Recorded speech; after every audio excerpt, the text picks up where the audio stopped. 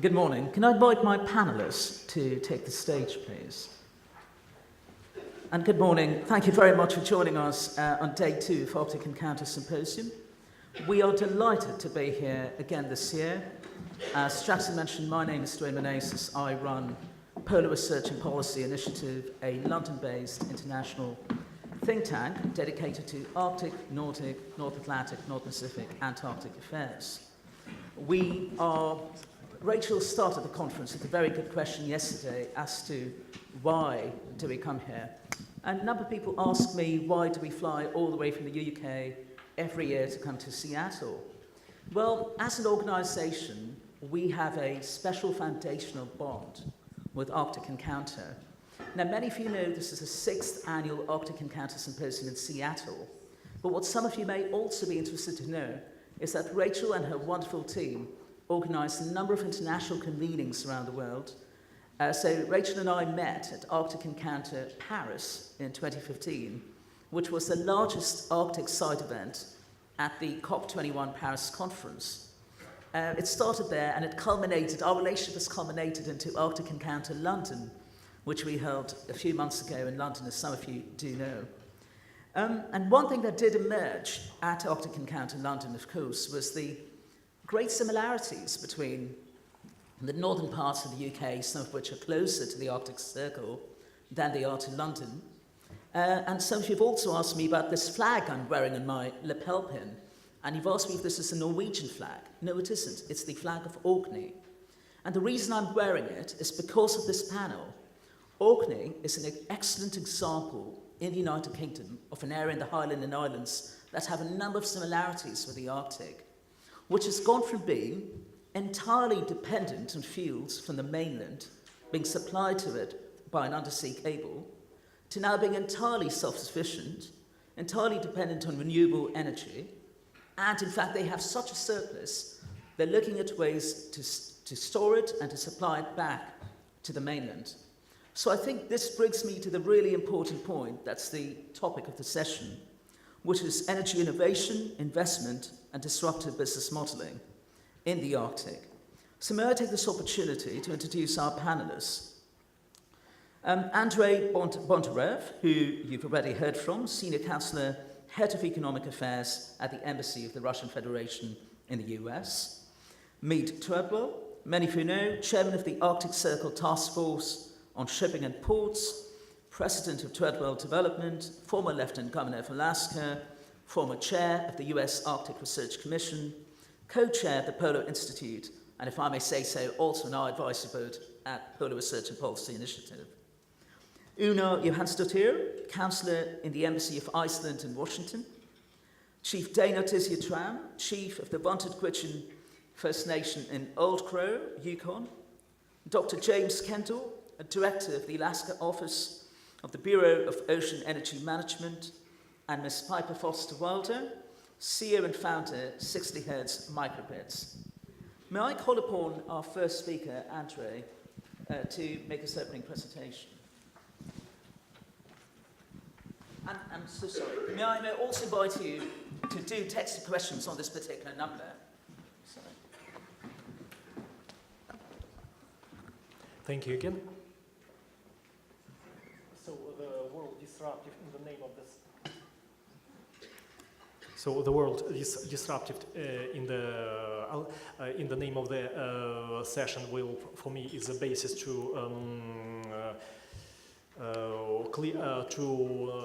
make the presentation on some of the projects which are currently prepared or being implemented in Russia. Some of them are on the uncharted territory and some of them are long awaited. So many of you know, and maybe I think that all of you know, that just recently we had a big forum in Russia, Arctic Territory of Dialogue in St. Petersburg. President Grimson yesterday mentioned that.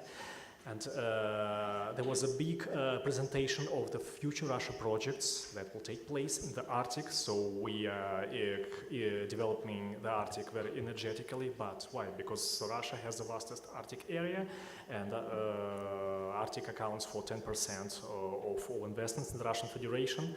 It accounts for 10% of the Russian total GDP, close to 20% of the Russian exports, and 80% of the Russian natural gas. And That means that our strategy of development and investment along the northern sea route in the Arctic is clearly linked to the Russia's future economy. And I would like to stress a few projects which should be paid specific attention to. Everybody is aware about the Yamal LNG projects, which is high profile and received a good coverage in the media, even in the latest US Coast Guard strategy, but there are other projects as well. So our total investments in the Arctic will amount, for the next 6 years, will amount to $86 billion. So what we are, with this year, we are going to adopt a new strategy for developing the so-called Arctic zone of the Russian Federation, economic development of the Russian zone, through 2035. It should combine measures from both the state, local governments, cities, state corporations, and businesses. So our major task is that all Arctic regions should be brought to the level of at least the national average is the key socio-economic indicators and living standards. So development of transport and other support infrastructure is a necessary foundation for future investments and business initiative in the Arctic. And one of the top projects we should be paid attention to is the so-called Northern Latitudinal Railway. It's a key currently infrastructure project in the world, in the north. This railway will make it possible to start effective development of the natural reaches of the Poral Urals. It crosses the Ural Mountains, not from the south as Trans-Siberian Railway does, but from the north. We'll certainly continue developing the global transport corridor that includes the Northern Sea Route. Our goal significantly boosts the freight traffic and bringing it up to 80 million tons by 2025. Last year it was 4 times less, 20 million tons. We encourage foreign companies to join us in our efforts to create hub ports at the end ports of the route, Murmansk on one side and Petropavlovsk-Kamchatsky on the other side in the Pacific coast. So we intend to develop investment support tools, which is important because this issue was mentioned here yesterday several times. You should attract investors to the far north because the cost of building infrastructure there is enormous, is bigger than in the other territories. We are currently working on a new legislation. All the easy stimulus for investors will be fixed and will be specifically mentioned there. And the stimulus will include lower profit tax rates, reduced severance tax coefficients for mineral extraction, and simplifying procedures for value-added tax refunds, and for providing land plots and invariable terms for implementing investment projects. Of course, we are going to develop our icebreakers fleet, and it's received a big coverage in the media as well. You know that currently 3 ships with a mending draft. It's like 2 ships in one. Before we had the challenge that we are supposed to have 2 types of icebreakers, one for high seas in the Arctic, the other one of type supposed to be for the mouths and for the Arctic rivers.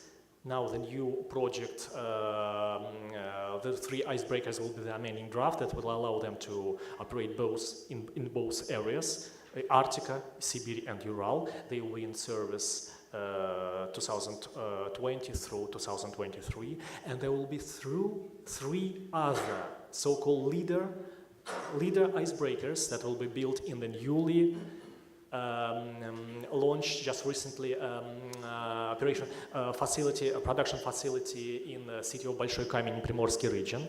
There's a new shipbuilding plant. It's 120 megawatt icebreakers. There's supposed to be a series of 3 of them with an icebreaking capacity of up to 4 meters. And these icebreakers will serve as a so-called disruptive technology. They will allow the year-round operation of the northern sea route, not only in the time of the northern current navigation. We pay big attention to the cleanup of the Arctic. We have a federal program of cleanup and cleaning up the 6 most poisonous and toxic sites in the Russian north. Then we have even the military cleanup program for the Arctic. Other project that is impossible, that's very important to watch, is Arctic LNG 2 project, is a new one in the river of Ob, across Ob Bay, close to the Yamal LNG. There will be the participation of Total company and Chinese investments as well as Yamal LNG project in itself. There will be a first floating nuclear power station in Pevek, launched out this year and launched by the year 2021, the floating reactor that can provide the electricity and purified water to the community, onshore community Chukotka, with a population for up to, that's specifically for development of the region, but for up to 150,000 people. We have specific, not widely mentioned, project in the settlement of Tixi on the Northern Sea route in Yakutia, the first wind farm located in the far north. It could save up to 500 tons of diesel fuel, and if these projects will prove to be successful, we are going to copy these wind farms all across our northern regions. And which is important, and Lieutenant Governor Treadwell pushed us forward and mentioned specifically this is the area of cooperation, is delivering energy to the remote areas, to the remote settlements. And we are currently, many of you may heard, are planning a project of building LNG transshipment terminal close to the city of Petropavlovsk-Kamchatsky. That will be this terminal will be specifically for making shipments from tankers, LNG tankers of Arctic class to the regular LNG tankers, and for delivering them to the customers in the Asian Pacific region. And these can also provide opportunities for delivering small amounts, small cargoes to the remote settlements of Alaska settlements in the Bering Strait and the Pacific coast as well. Now I stop here and thank you for your attention.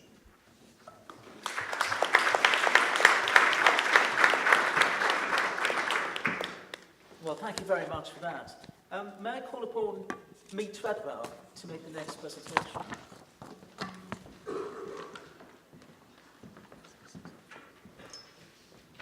Dwayne, thank you. Rachel, thank you. Andrei Bondarev, thank you for your last two presentations. My name is Mead Treadwell, and I'm speaking to you today as a businessman in Alaska who has been supportive of this exchange in the Arctic Encounter, of Dwayne's work, of the Wilson Center, and of the Arctic Circle. In 2014, President Grimson, who you have met and know as a very persuasive person, asked me to chair a mission council for the Arctic Circle to look at ways to bring resources to the Arctic for safe, secure, and reliable shipping. We came up with a recommendation that Arctic states and observer nations work together to create a tariff-based Arctic Seaway that ensures the Arctic Ocean is safe, secure, and reliable. This concept has been embodied in legislation which Senator Murkowski has introduced with Senator Sullivan in Congress in December. I understand it's shortly to be reintroduced. I'm not going to get into all the depth of the legislation, except to say this. It creates an Arctic Seaway Corporation in the United States, which is then empowered to work with other nations to create a reliability system in the Arctic. Now, under international law, had the Arctic been an isthmus that was part of somebody's sovereign domain, as opposed to an ocean, which is no one's sovereign domain, and let's suppose ice had retreated across this from this isthmus, it'd be no question. A country could build a canal and set up a tariff, and away you would go. What we all know through various efforts that we had in the past, such as the Arctic Marine Shipping Assessment, is that for Arctic shipping to happen safely, we need many different things. We need ports of refuge. We need icebreakers to assist through. We need better mapping, better charting. We need better ice materials. Now, the Russians have created this system with the Northern Sea Route Administration, But if you take a look at global aviation, for example, our aviation authorities all work together to provide safety in Arctic flying. And the concept here is to come up with something that can help create a tariff that can help pay for the resources that we've been trying to bring to the Arctic now for many years. I'm very happy the Coast Guard announced a $745 million contract yesterday to build, to move ahead and buy the steel and build our first new heavy icebreaker in many, many years. Deep in that announcement was pre-work on 2 additional icebreakers. That's very, very positive. Mr. Bondarev talked about how the United States and Russia joined together at the hip and went to the IMO and put together the first vessel traffic system together. And that grew out of conversations that we had when I was Lieutenant Governor. I really have to thank Andre for putting that back on track when it was very much off track during the recent change of administrations, because even in tough times in U.S.-Russia relations, it helps to work in the neighborhood to bring about cooperation and safety.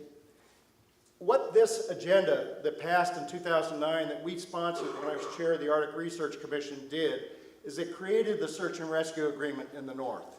It created the oil spill agreement in the north. And again, I have to thank the Russian government for insisting that these be binding agreements in the Arctic Council process, and they were the first 2 binding agreements to come out of the Arctic Council. What we've done now with that and the International Maritime Organization is we've proposed rules, but we haven't really done much yet to bring new resources to the Arctic. And that, I would submit, is the task before us. You have the possibility here where a master entering the Bering Straits, for example, should be able to consider going via the Russian Northern Sea route, by the Trans-Arctic route, that blue route, or the Northwest Passage, basically based on conditions and where his or her ship needs to go. And if we have cooperation in offering assistance and reliability to Arctic shipping, I think we can make that happen very easily. Our 3 basic goals, again, are 3 words that Senator Dan Sullivan and I worked very hard to put into the U.S. Arctic policy in 2009. We want an Arctic Ocean that's safe, secure, and reliable. And while I totally applaud the brand new Coast Guard Arctic strategy, I think we still have to work more across federal agencies to come up with reliability, and that's a large part of what's behind this legislation. Russia has a Northern Sea Route Administration. Canada has a set of Northwest Passage rules. And we believe an international seaway can cooperate across administrations and support trans-Arctic shipping with an international fleet of icebreaker escorts. This has been called by Tara Verosty, who heads the Arctic Economic Council, Uber for icebreakers. But the general concept is that the organizations together can figure out what kind of icebreaking needs must we have to support reliability and go forward from there. There are several different models that we looked at. One of them is the St. Lawrence Seaway, which in the internal waters of the United States and Canada offers a seamless service, so that a ship going from the Gulf of St. Lawrence to, say, Duluth to pick up iron ore crosses the U.S.-Canada border 23 different times, but has one number to call. And in the Arctic Ocean, a cooperative seaway can produce some of the same result. In applying the St. Lawrence model to the Arctic, we've talked to parliamentarians across the world to look at parallel legislation or an international agreement to offer service. It really is the United States is the only country that needs to come up with a tariff-based model. Most of the other nations have it. And as we struggle, I'll testify again on May 7th on the need for icebreakers and the need for resources in the Arctic. You know, one of the questions that comes up in Congress is, why should Americans pay so that China can better, more efficiently sell goods to France? And the answer is, we should be able to collect a tariff to help defray these costs and these resource costs, and that's what this legislation is all about. We want to respect the legal differences in water status. I know that freedom of navigation is very important in the United States. That does not, at the same time, prevent us from coming up with a cooperative approach. And that's the intent of this legislation. The last thing I would like to leave you with is just to look at the economics. I've said this is one of the hardest business plans that I've ever had to be involved in writing. But if you take a look at the Suez Canal today, the Suez Canal produces revenues of about $5.2 billion a year. Over 17,000 vessels use it every year. Russia has published the most expansive and ambitious goals for the Northern Sea Route, as you've just heard. And the Russian 2018 decree seeks 80 million tons a year by 2024. The Center for High North Logistics reports that 25 ships used the Arctic Ocean for passage across. And I will say that the growth of LNG, as Andre mentioned, from the Yamal project, the second Yamal project coming along, another project that he mentioned on the Ode, all will dramatically increase the tonnage in the Arctic Ocean. There may well be floating LNG plants put in the United States and Canada that could also expand that tonnage and the need to have these systems in support. The Russians published in 2017 an economic plan that was presented at the Arctic Economic Council, and it suggested a shipping services budget for the Arctic Ocean that could approach $1 billion a year. And if that happens, that is sufficient to support paying for the icebreakers that we need from many different nations to offer reliability in the Arctic Ocean. So I'll leave you with this and just say that there's the next steps are we'll see legislation reintroduced this year. Hearings will likely be held. I'd like to invite any of you who are interested in this. The Wilson Center will be holding a conference on operations in an ice-free Arctic, working with the National Ice Center, the Coast Guard, NOAA, the U.S. Navy, on the 17th and 18th of July. And we'll be discussing this further. You may want to talk to Senator Murkowski about it while we're here. And I'm hopeful that Congress will get the hearing record down so that we can have a realistic discussion when the appropriate legislative vehicle comes along. Our working papers on this and several of the documents we've referenced are at Arctic Circle Seaway Report.wordpress.com. And Dwayne, thank you for the opportunity. Very happy to answer any questions. Okay, great. Good morning, everyone. I'm Una Johansdottir, a counselor at the Embassy of Iceland in Washington, D.C. It's a real pleasure to be here in Seattle and joining you on the Arctic Encounter. It's good for an Icelander living in D.C. to feel the sea breeze for a few days. So during my presentation, I will actually present the vision of Iceland for its upcoming chairmanship. As many of you may know, we will be taking on the chairmanship from Finland in the beginning of May this year. And I will do this focusing on topics linked to today's session on innovation, energy innovation, investment, and disruptive business modeling. So Iceland has a clear vision for the chairmanship, the overarching theme being sustainable development and how we can move forward together towards a sustainable Arctic. And we will emphasize favorable development and growth in the Arctic with 3 pillars of sustainable development as a guiding principles in all respect. And these are environmental, economic, and social well-being, all of which are tied in with our main themes: Arctic marine environment, climate and energy solutions, people in the Arctic and welfare issues, and a stronger Arctic Council. Normally, when you see this picture, it's the top of the iceberg, but this symbolizes the top of the plastic pollution that we have in our oceans. And the ocean will figure at the top of our agenda. And we're particularly interested in strengthening the Arctic Council cooperation on mitigating plastic pollution of the oceans. And we are planning an international scientific conference on the topic in Reykjavik in April 2020.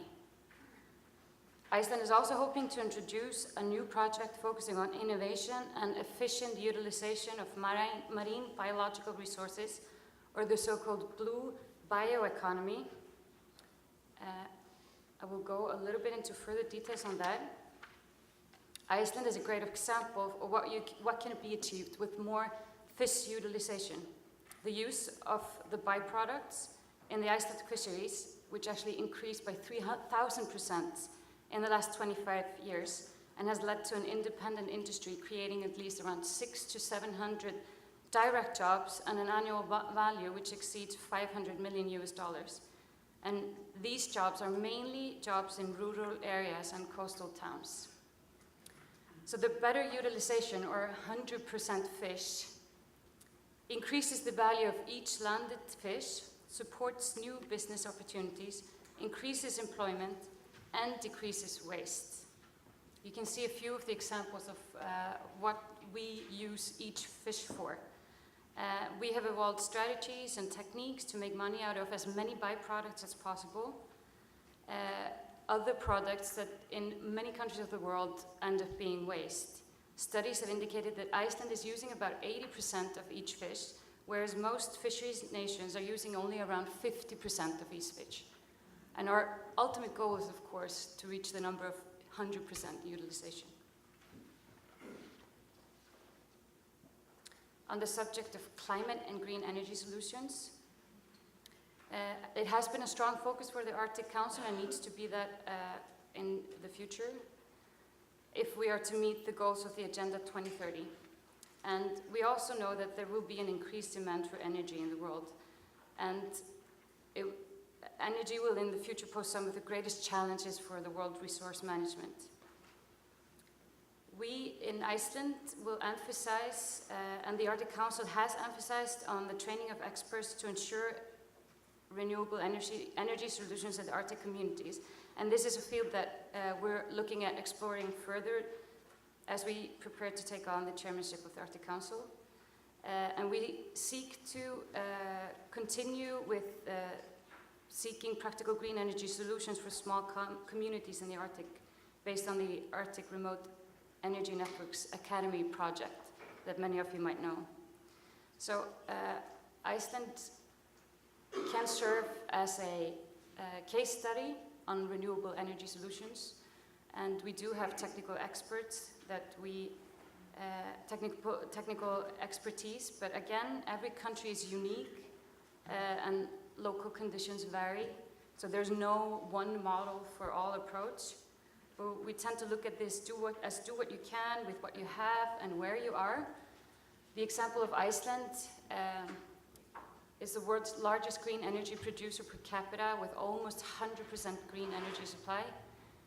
We, of course, with the geographical futures, we are digging into the roots of the volcanoes, so this is something that we share with some of the Arctic nations. Almost 100% of the electricity consumed comes from renewables, that is hydro and geothermal resources, and 9 out of 10 houses are heated directly with geothermal energy. So this is how this is divided. We have 75% hydro and 25% geothermal in electricity production. And in space heating, 90% geothermal and 10% electricity. So 85% of the primary energy use comes from renewable sources. And the remaining 15 we still need from fossil fuels for cars and our shipping vessels. This is something that we aim at maximizing even more, using more renewable energy resources.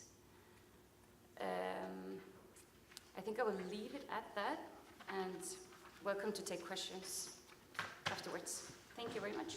Well, thank you ever so much, Uno.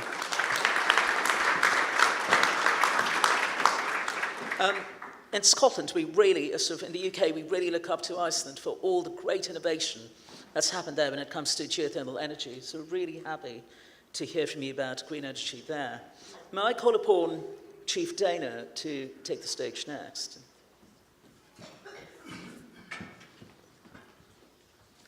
Masi Cho Shelak Nai, Chitna Ili Vandagwajin First Nation. Good morning, all of my relations. I am the chief of the Vandagwajin First Nation, some of the most ancient people in any of the Americas, and I do enjoy the juxtaposition of being elected as one of the youngest chiefs in our history. I carry with me today my community, over 800 people. The elders and the youth run through my mind and are rooted in my heart, and I have been elected because they have difficulties in a contemporary world. So within the syntax of my lexicon lie the intentions and the concerns of an Arctic people that lie in a remote community, a village of 250 people, 80 miles north of the Arctic Circle and 60 miles east of the Alaska border. We may not have the populations as are reported by some of the other presenters today, but consider us on a per capita level as well as a microcosm of the larger world.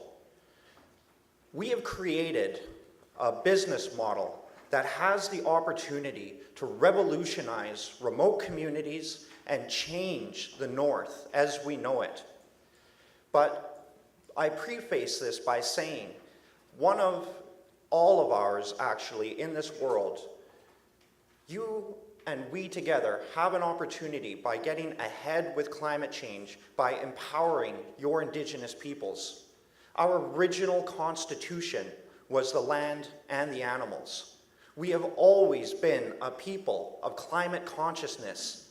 Indigenous populations around the world occupy some of the most biodiverse areas because we foment the natural and most powerful and efficient technology that ever existed, which is nature. But we invite the rest of the world into weaving our traditional principles through contemporary technologies. My community of 250 people, again, in a remote community with no roads, have endeavored on a solar energy project that will be completed this fall that will satisfy 24% of my community's energy needs. We started up our first diesel generators in 1974. Now, today, after understanding energy and our global position, we have now, on a dime, turned and changed our direction, but more importantly, creating a vacuum that foments and pulls renewable energy from our technological and energy needs. We have a solar panel project of 2,100 bifacial panels that are facing east and west. This will be delivering 480 kilowatts inverter and will be satisfying, as I had said, a quarter of my community's needs. Per capita, this is huge. We're also completed our feasibility studies on biomass and have begun our pre-feasibility on wind. Now, how we accomplish this is we work with a utility, ATCO, that flies diesel to my community and burns this diesel in generators. This is crazy if you think about the carbon footprint. And it's not just my community. This is happening in remote communities around the world. We partnered with the Yukon Territory and helped to create an order in council that mandates and opens up the utility for negotiations on renewable energies in off-grid diesel generation. What we did is we created an independent power purchase agreement.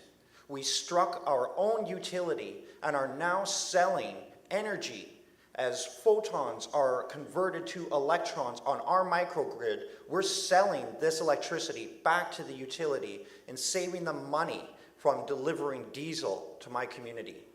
This, with in account the flights, we are going to be offsetting about 689 tons of carbon per year. And we will be generating for my small community around $410,000 a year. Our projections over 25 years, a community of 250 people will be generating $10.5 million. This goes to show what can happen when you empower your Indigenous peoples. My government, we paid our staff through these hard negotiations by creating a canopy of innovation to house these difficult conversations. We have now produced templative agreements, like a cascade effect will spill over into every other community in the Yukon that endeavors on renewable energies. The Canadian government nor the territorial government had to pay for this. Our government paid for this. But it is our duty to the world. And now it is also a larger duty to share this, not just with Indigenous peoples, but across the world. My community will be creating a climate emergency declaration next month, as we're warming 3 times as fast as anywhere else. Where are the opportunities for Indigenous voices on the international scene as we're left out of the Paris Accord? Again, from original mandate coming from the lands, as empowered Indigenous peoples who have strong mandates that renewable energies easily fit into our traditional principles of equality and the true meaning of economy, we invite the international discussion that can create larger canopies in which we can share our innovative agreements, our corporate knowledge, as well as our vast experiences and foyers into renewable energies. And I'll leave you with a last piece of imagery. When we went into consultations and discussion with my community, we had identified the area for the solar farm, and our elders got very upset as this innovative technology would be taking over our traditional berry patches. So now we've replanted these ancient berry patches alongside our solar panels. So by springtime next year, our elders of some of the most ancient peoples in the Americas will be picking berries right beside solar panels. The same technology of utilizing photons. This is our potential, and this is our future, and we welcome everybody to enjoy it and strike this leadership with us. Masi Cho.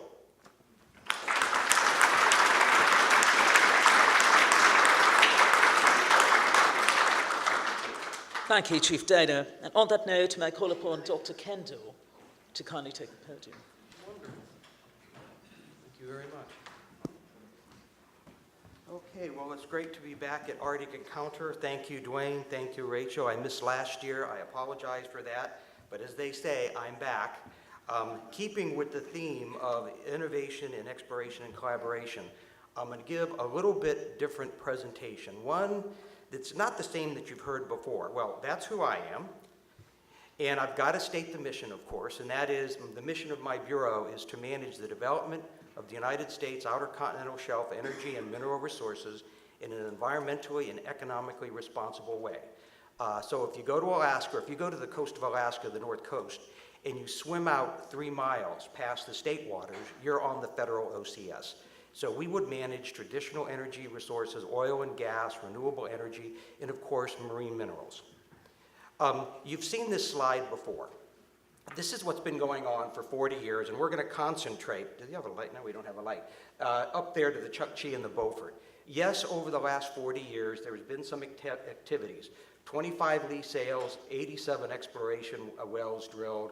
But compared to places like the North Sea and the Gulf of Mexico, this is really minimal. In fact, if you look at the north coast of Alaska, the only production is from a gravel island in state waters called North Star that taps into a federal reserve. That's it. Okay, so for all practical purposes, this is a frontier area. Now, what does that mean? Well, my bureau has been supporting a lot of science over these 40 plus years. We've invested over $500 million in research. What do you call research in a frontier area? Exploration. So that's where I hooked in the exploration term.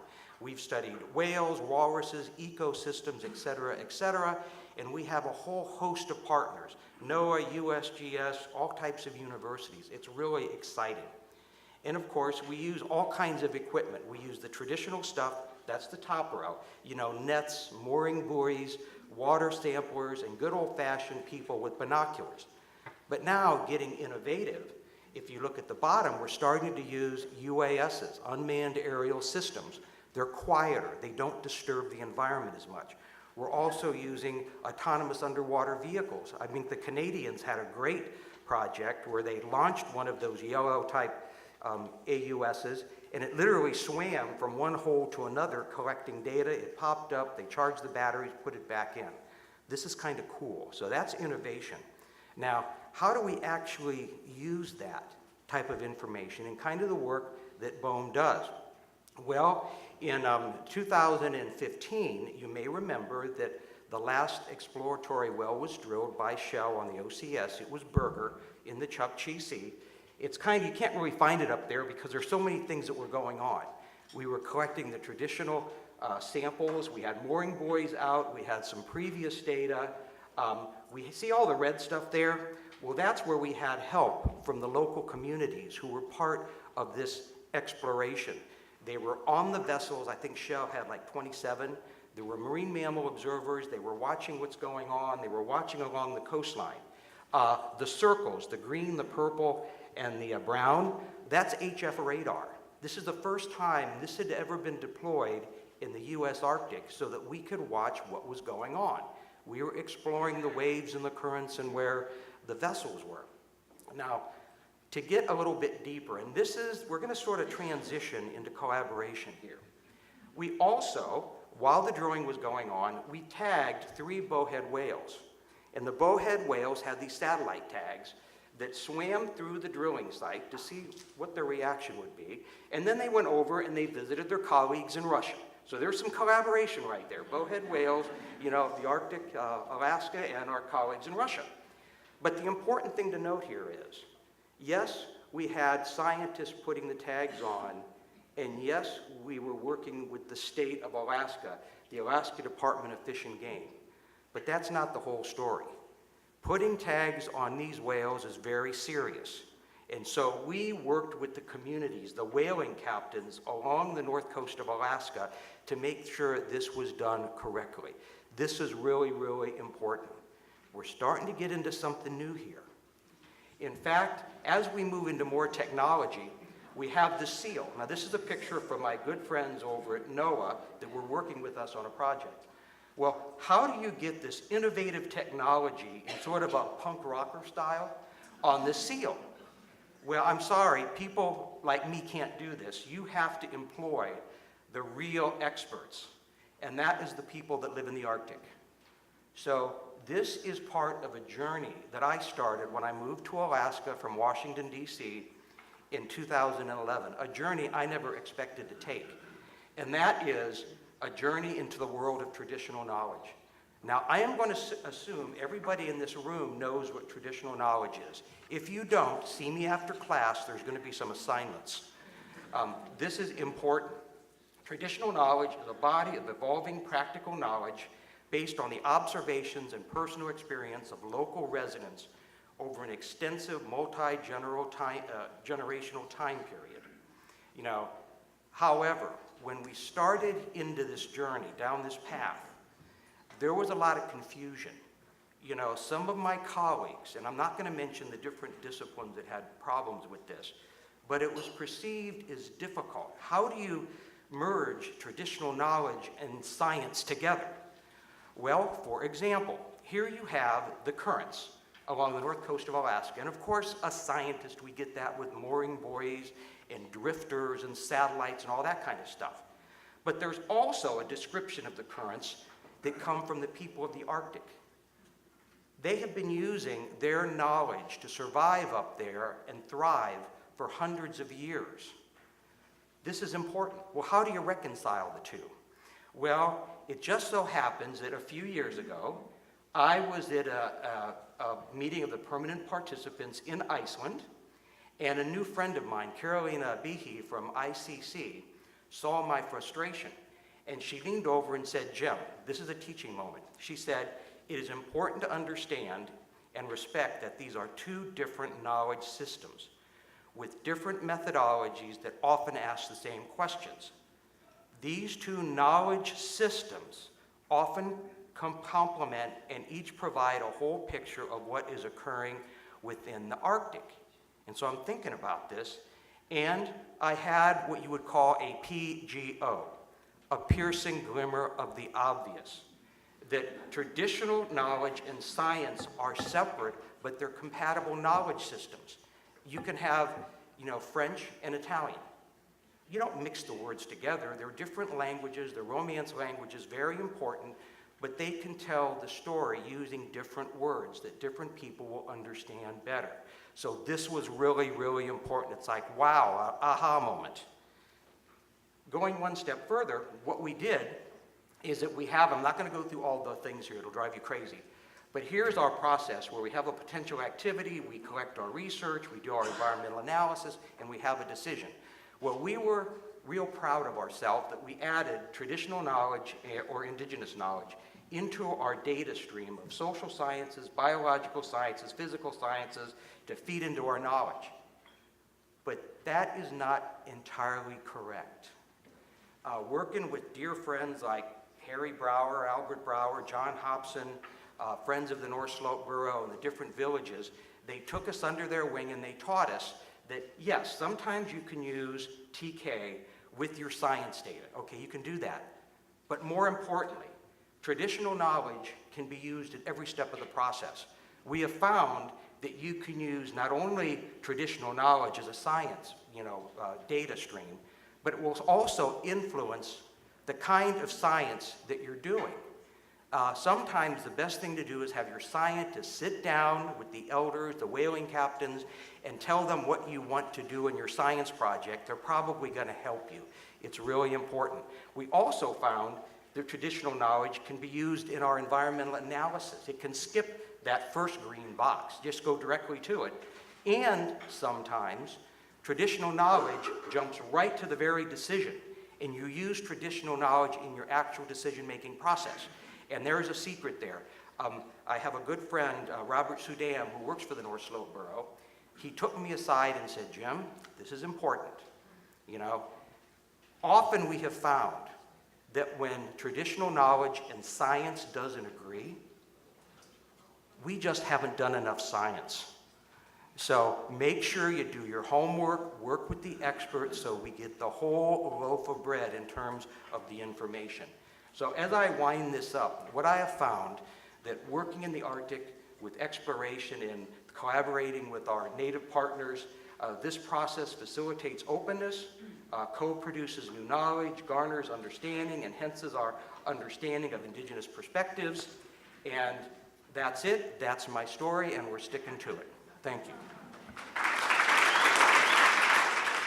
I'm Piper Foster Wilder, and my company is 60 Hertz Microgrids. 60 hertz is the frequency at which electricity is distributed, and we like to think of ourselves as the heartbeat of a microgrid because we make maintenance software that is used by people who maintain microgrid assets. Now, some of you may be asking, what is a microgrid? It's a mini electricity system where we generate electricity, often with diesel, increasingly with renewable energy.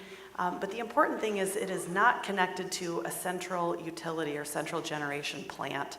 We see microgrids in villages, and we see them in oil and gas activity, mining.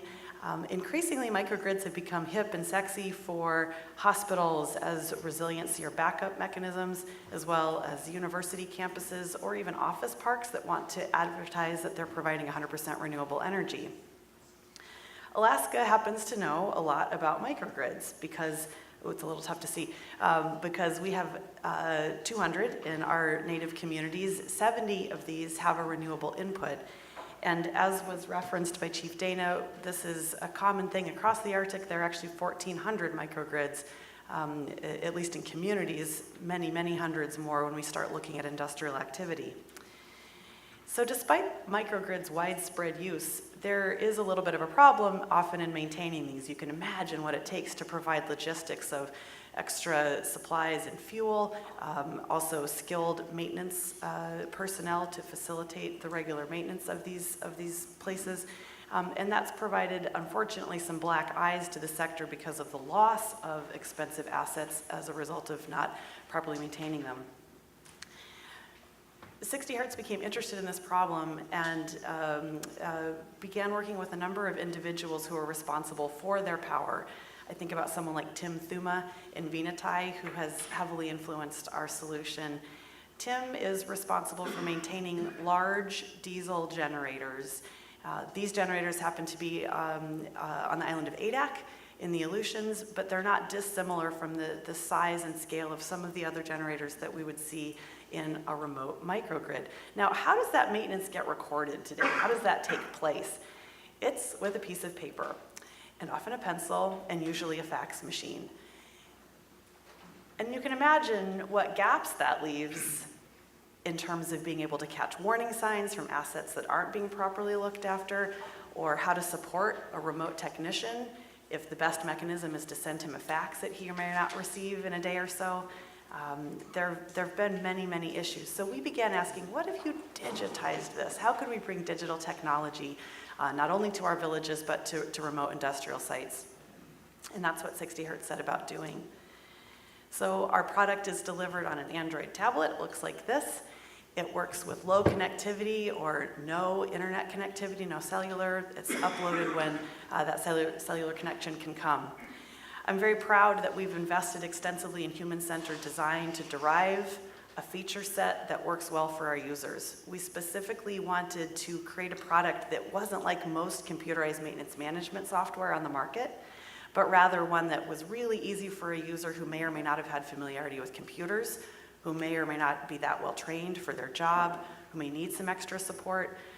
We've discovered that many of our users don't have the benefit of seeing an optometrist. Some are colorblind. So how do we make a user interface that's culturally sensitive, that has pictures and images of the place they live, and that is easy for a novice to use? There's also a corresponding cloud-based dashboard for their boss or administrator.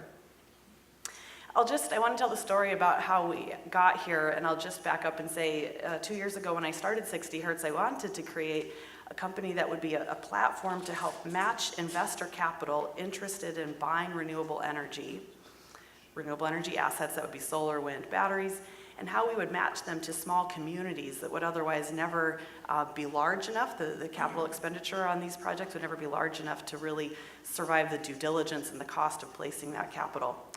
On the way to that goal, I quickly learned from the investors I was working with that the question about how these remote assets would be maintained, because their capital would be at risk, that demanded we provide a computerized maintenance management solution. So we said, okay, great, we'll find one on the market, but none of the 15 solutions we surveyed even remotely were a fit. So then we said, well, okay, we'll just develop our own, which tells you how little I knew about software at that time, because it's not even remotely that simple. But we began, as you can see in this chronology here of photos, we job shadowed, we paper prototyped, we had the incredible gift of working with the Tanana Chiefs Conference in a number of their communities in the interior. I'm also so graced to talk about our partnership with Alaska Village Electric Cooperative. I know Walter Sampson from Norvik is on the AVEC board and is here. We just have had the benefit of so much help and support developing our platform. So anyway, we job shadowed, we paper prototyped, we went out into communities, we invested about $15,000 developing a prototype that we then took to 14 communities last spring for 4 months. It was a free pilot. We learned so much from our users, we had a great time, we got a lot of good feedback, and 90% of those initial free pilot customers said that they would pay for the product. So with that, we were able to raise a little bit of venture capital. We invested further in our human-centered design process, brought an anthropologist to Alaska, toured more communities, did more job shadowing, derived our feature set, and are now in the market with our commercial version. I can't help but talk about this pilot without thinking about Vincent William, who is from Birch Creek, Alaska. We got to know Vincent at one of our trainings during the pilot. He told us he hadn't been able to sleep the night before because he was quite anxious. He'd only been the power plant operator in Birch Creek, which has 25 people in it. He'd only been the operator for about 2 weeks, and he hadn't really used a tablet or a computer before. But over the course of 4 hours, we trained him, we taught him how to use our software, and he, with the other members of this training group, we said, okay, whoever completes the most number of logs over the next 2 months will get a 60 Hertz sweatshirt. And in that time span, Vincent did 150 logs. So that was steady Eddie, 3 logs a day, best practice, and really differed from what had been experienced in that region previously. We now are in the market, as I mentioned, with our commercial version. This is Frank Brown Jr. on the left. He's from a community called Eek. He's been the power plant operator there for 25 years. And to the right, taking a picture of the clock, is Walter Joseph using our software too. Again, the software automates a number of tasks or provides a more modern tool for an operator. This includes photo documentation of their work, as well as really just a basic digital checklist with large font, large fields. You know, I've been humbled thinking about the experience of working just recently with Frank and Walter, because they're older gentlemen, and definitely the first experience with the tablet, and yet their openness, their patience with themselves to learn new technology, to learn a new tool, to laugh at themselves, was beautiful. After we left EEC, I followed up with Frank. He was the shift on, and we were on the phone, and he was completing his first log, and he hit submit. I said, okay, hit send, hit submit, and he said, okay, did you get it? And of course I did, because it was the internet, and I saw it immediately. And so from my desk in Anchorage, I said, I've got your log, here it is. He said, you're kidding, incredible. And it was the same experience that actually this generation we've all had, where I bet you can remember, maybe you might, your first moment that you had that same aha of the internet. It's incredible. And what digital technology is making possible. So I'll just close by saying so many people have helped 60 Hertz become a reality. We have absolutely cherished every moment of working with the communities and the individuals that have brought us here. And if you'd have the chance to learn more about our solution, we're sharing a table with Launch Alaska. Thanks for the opportunity.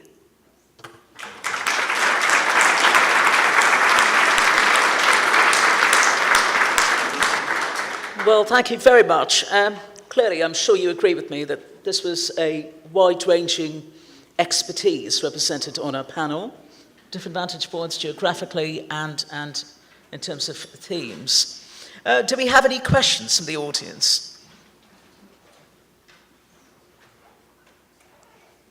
Well, let me just start then. Mead, you mentioned about the Seaway Development Corporation. What role do you think governments and parliaments in Northern Europe could play in your proposal? Well, there's opportunity for all the Arctic states to work together. You have icebreakers that are owned by Sweden, by Finland, by Norway. We presented on this in Norway just recently, met with the Prime Minister. The need here really is this. If the Arctic is going to be the sea route that people have envisioned it to be for 500 years, it needs to have reliability, or else shippers aren't going to use it. And I think the European side understands that. There's a race in Europe. You see proposals in Iceland and Norway and Finland with Norway, two in Russia, to connect ports from northern shipping to the rest of Europe. And I think because they have less ice on the Atlantic side than we have on the Pacific side, the icebreaker issue is not as big an issue. But the idea of a general concept, Iceland has certainly talked about the need for search and rescue. I think there is a consistent idea that we can work together to bring the resources to the north. And I just want to finish with one other thing related to Russia. Today, 10,000 people will get on airplanes here in Seattle and places like Detroit, San Francisco, to go to places in Asia and the Middle East. 10,000 people will cross the Arctic. They will cross the Arctic through jurisdictions in the United States, Canada, probably most of the time in Russia. And our aviation communities have worked together to provide safety and seamlessness to make this work. And it's actually quite profitable for many of the countries along the route.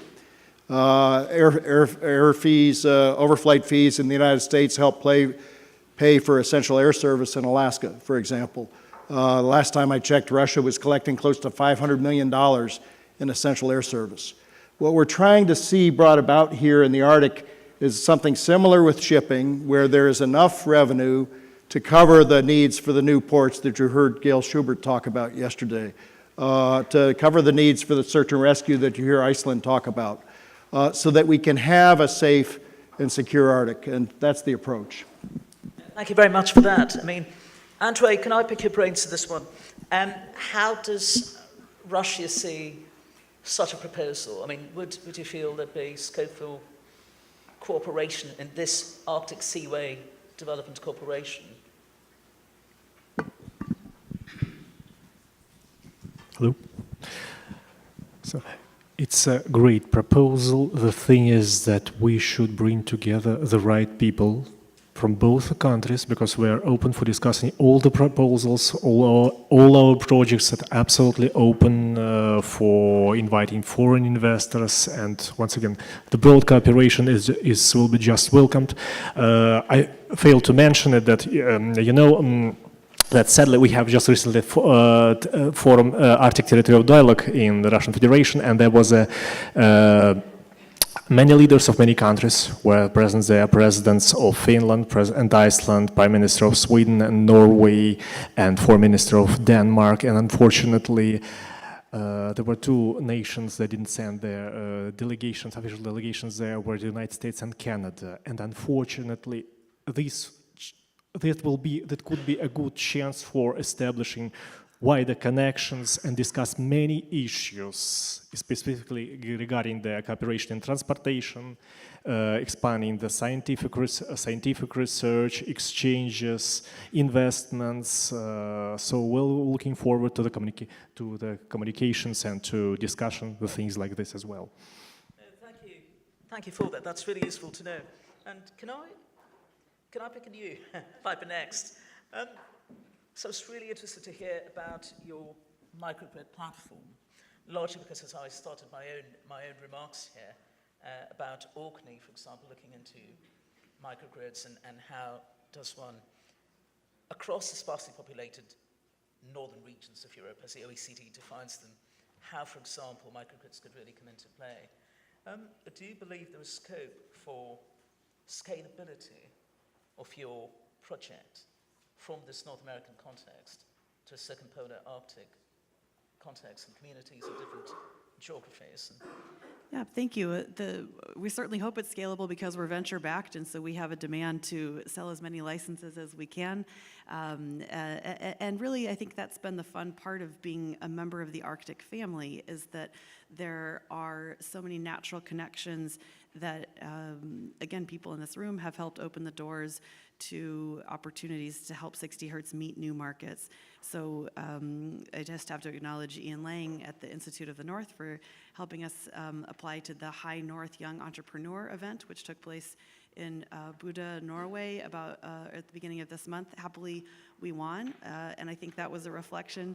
We're very grateful. I think it was a reflection of the recognition on the part of those in attendance who voted for us that this issue is so widespread of how do you electrify communities that are a long ways away and really never will be connected to central generation. And Chief Dana, everything that you said, I really respect, and it absolutely resonates with our experience. And I think that the next frontier for 60 Hertz, what we're really looking forward to is how we turn what is today a diesel generator app into much more, which would be maintaining renewable. We can maintain renewable assets now, but how do we move us all toward a diesel-free future?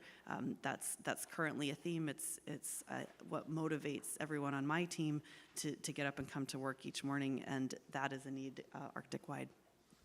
No, thank you for that, and thank you for bringing it over to Dana as well.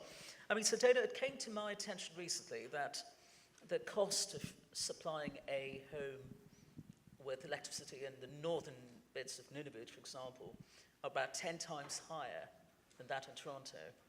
So it's not just the question of renewable and not renewable, it's also the question of price, and is it affordable? And obviously there's a massive link between energy security and the Sustainable Development Goals.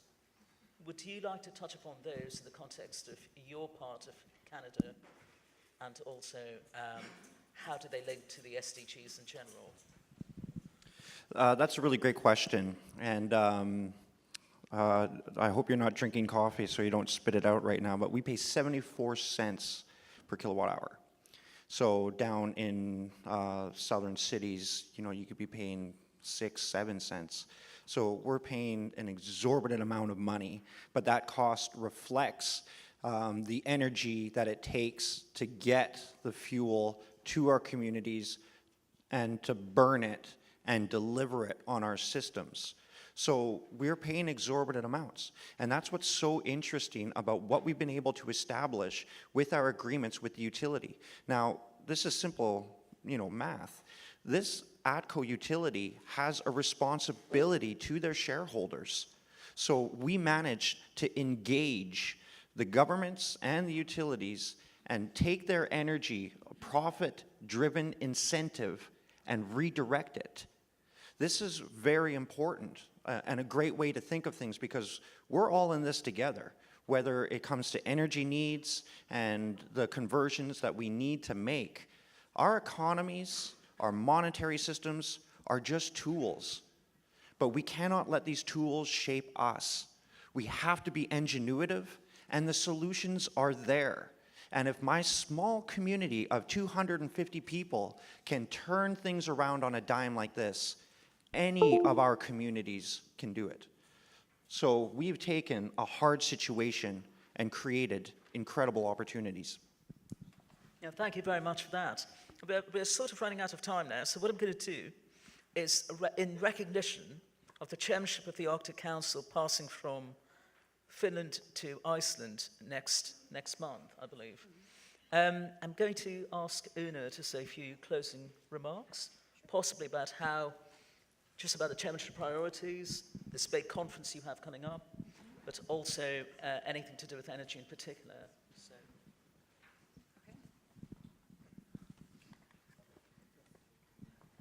So,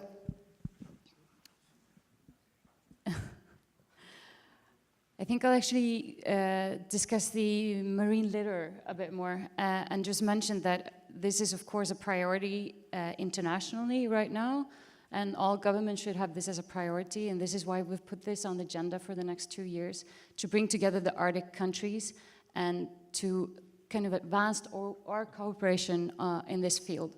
So I mentioned that we will have a conference, a science conference next spring in April, but it's also a plan to bring to the table on a ministerial level, and then I mean the ministers of environment, of oceans affairs in Iceland next spring, to kind of come up with a plan, a cooperation plan between the Arctic countries on plastic pollution in the oceans. And of course, this is a broader problem. We know that the plastic in our oceans can come from a completely different part of the world, but I think it's important that we as the Arctic nations stand together and kind of bring this discussion further on the agenda, international agenda. Thank you. We are absolutely supportive. We already supported the agenda of chairmanship of Iceland in the Arctic Council, because it will be a good transition for our chairmanship that starts, Russian chairmanship that starts in 2021, with the focus on sustainable development of industries in the north, energy transportation first and foremost. Thank you. Thank you. It so happens that while we were discussing energy innovation, it took a little while for technology to transfer your questions to us. So I'm going to take 2 extra minutes, if you don't mind, and just ask some of your questions to our panelists. So over to Mead, about the tariffs. Do you believe the IMO could impose tariffs? The IMO could do it, but the way the legislation is written is it's voluntary. But we've spent a lot of time talking with Lloyd's of London and the maritime insurers who can require this themselves. In the same way you don't want to go into the Arctic without heated lifeboats, you probably don't want to be taking a ship with hundreds of millions of dollars worth of cargo without some sort of icebreaker to help you if there's a problem.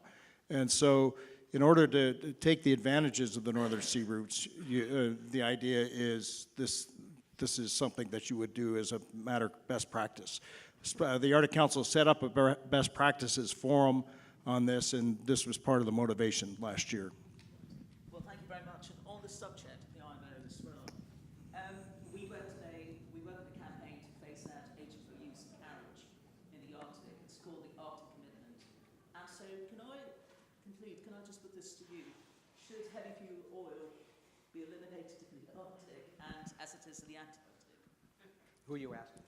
To either of you. Well, you got to get LNG bunkering up there. That would be helpful. The World Wildlife Fund did a study in Russia that looked at that opportunity. Russia's got lots of LNG on the water. This is being discussed at IMO right now, and whether it's for the albedo effect is one of the questions asked, or avoiding spill response. I think ultimately we can get there. Indeed, no, thank you. And would you like And to for I'm not the bureau that you would ask for that. It would be the Coast Guard and EPA and others. So, and that's the quick answer. But the question to you is, BOEM gains a lot from TK. Right. What are some examples of how traditional knowledge benefits from your department? Okay, that is an excellent question. First of all, we get to understand more how Arctic peoples operate and what they think, because I've heard people say that in our discussions that Arctic peoples need a seat at the table, but it was pointed out to me that it's their damn table. They're already there. And so when we do things in the Arctic, we do these science projects, the information we collect through our science projects that they influence with TK is their information as well. So as they adapt to a changing Arctic, they have their traditional knowledge, which goes back centuries and very rich. Then they have the benefit of the science that they did with us to rely on for this adaptation. So it's all connected. We can't stovepipe and, put people in boxes. We're all in the same boat. Absolutely. Well, thank you so very much, all of you, all the panelists. And thank you once again to all of you for attending this session and the conference as a whole.